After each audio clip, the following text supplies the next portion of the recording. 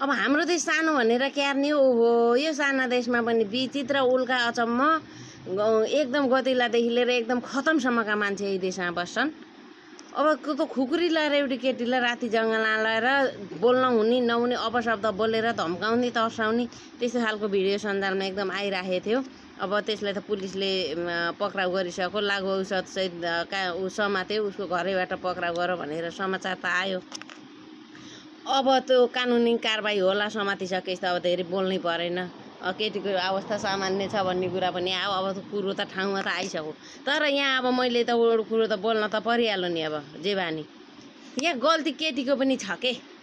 अनि त्यस्तो लागु औषध दुर्व्यसन रहेछ, जाँड रक्सी खाने, त्यस्तो कुटपिट गर्ने, नाङ्गा खुकुरी नचाउने रातिमा, त्यस्तासित त्यस्ताले बोलायो भने जङ्गलमा के खान गएकी? मार्यो भए के हुन्थ्यो? ज्यान जान्थेन? नमारिकन छोडेछ। यसैले मार्छन् पनि। अनि के खान चाहिँ राति राति त्यस्ता जङ्गल जान्छौ हौ त्यो केटीहरू? तिमीहरूले अलिअलि ठाउँमा बसाउ त, थितिले बसाउ त। अनि बाआमाले पनि अलिअलि छोराछोरीलाई अलिकति कन्ट्रोल गरेर राख्न पर्यो। आधा रातमा लक्का जवान छोरी जङ्गलमा त्यस्ता केटाहरूसित पठाउने त्यो पनि अलिकति भएन। यो मिल्दैन है कुरो।